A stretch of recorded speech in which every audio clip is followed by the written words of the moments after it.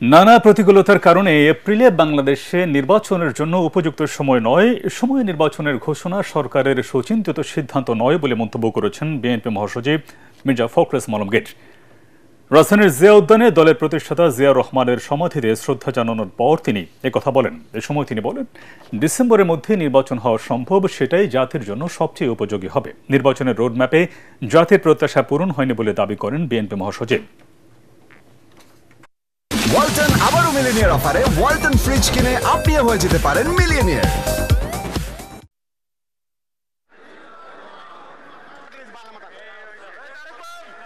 আমাদের বরাবরই দাবি ছিল যে আমরা ডিসেম্বরের মধ্যে এই নির্বাচন চেয়েছিলাম। জনগণের প্রত্যাশাও তাই ছিল। প্রত্যাশা জনগণের পূরণ হয়নি এবং যে সময়টি নির্ধারণ করা হয়েছে সময়টি বাংলাদেশের নির্বাচনের জন্য সঠিক সময় নয়।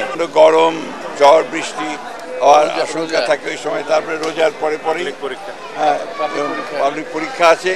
সুতরাং এই সময়টা খুব চিন্তা করে দেওয়া হয়েছে বলে আমাদের কাছে মনে হয় না। ডিসেম্বরেই নির্বাচন হওয়া সম্ভব এবং সেটাই জাতির জন্য সবচেয়ে উপযোগী হবে।